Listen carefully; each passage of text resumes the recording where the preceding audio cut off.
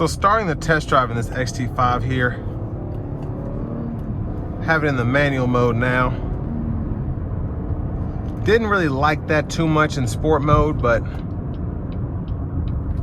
it's probably never been used in this vehicle. I always thought it was funny how GM made this just supposed to be like a sport vehicle, having the paddle shifters and all that. And we all know people that had these did not use paddle shifters and they did not use the sport mode. So I just find that hilarious. Now, still pretty peppy in the sport mode without the paddle shifters, and it actually seems to drive better in that automatic mode. So something else that's pretty interesting.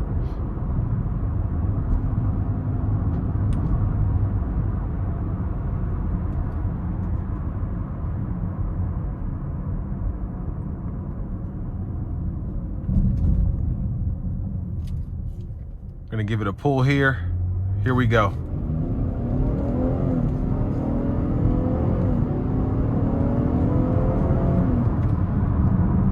So quick run about 55 there. It's very crowded out. So can't give it too much, but at least I was able to give it a little something. But I want to give one more big thanks to Cadillac of Murfreesboro for allowing me to review this XT5 today. I'll leave a link below in the description. If you're looking to find the best price on one of these closer to home, click that third link down below. It takes just a minute to fill out your information, and I'll make sure the local dealers are fighting to get you the best price on this or whatever pre-owned vehicle you might be interested in. Now, the ride on these has always been good. The road noise has always been fantastic. These are just a really good driving SUV overall. It's very smooth coming down the interstate, even with the 20-inch wheels.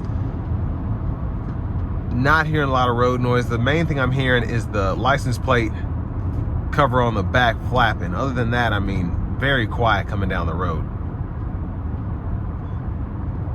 But another cool thing I like is having the heads-up display, especially in this mode here where you kind of have the tachometer going.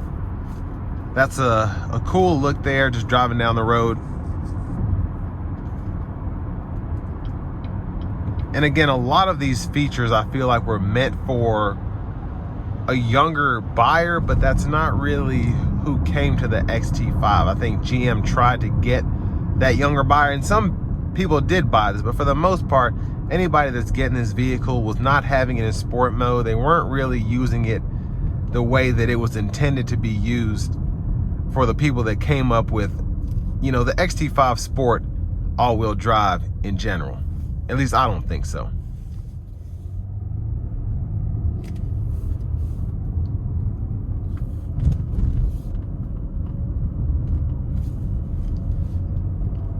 Now I have it in the all-wheel drive mode. I'm going to keep it there for pretty much the remainder of the test drive, and we're just going to see how it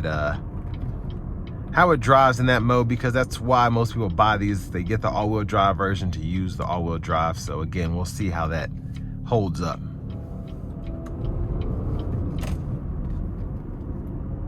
So in terms of what you get for the money here, 70,000 miles, $25,000. I mean, that's it is what it is. I think these are actually not that bad if you consider just fixing these. There's not a lot of extra, I guess, fluff on here in terms of just the active fuel management, things of that nature. Now, you do have a lot of these features, but these are not like your German vehicles. So this is relatively inexpensive to work on if you're comparing it to, let's say, a GLE or something like that from Mercedes or a BMW.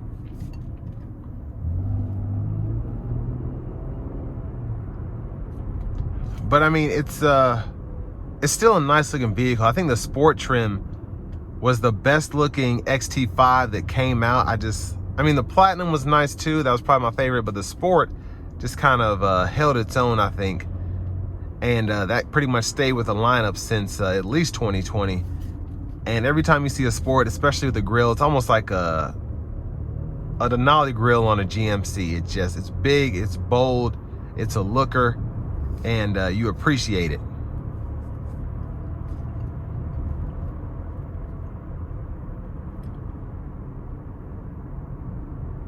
But I mean, fuel economy wise, this was getting 18, 19 miles per gallon city, I believe, probably 24, 25 highway. And I might be off a little bit, but I think that was the all-wheel drive numbers here. Not bad fuel economy. You could get better depending on how you drive. But this was just one of those things that when you got behind the wheel, if you wanted a Cadillac that didn't look super sporty, this was a good way to go. Just the XT5 lineup in general.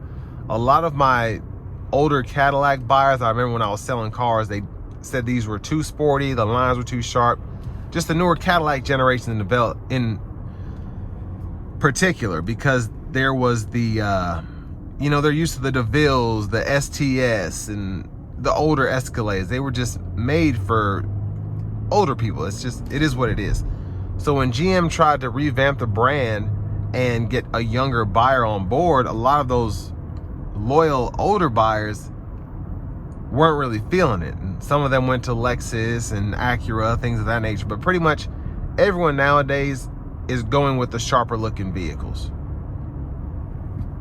But this still was kind of a middle of the road option where you had something that looked sporty, but it didn't look too sporty, where an older person might be like, you know what, that's cute, I would drive that. But you have the embedded navigation here, the heated seats, the dual zone climate controls, the heated wheel, the sunroof, a lot of options here. Even the rear camera mirror, which I think in 2020 was crazy. So to have that on a vehicle that you can get for $25,000 now, even with 70,000 miles, this drives very nicely, very well.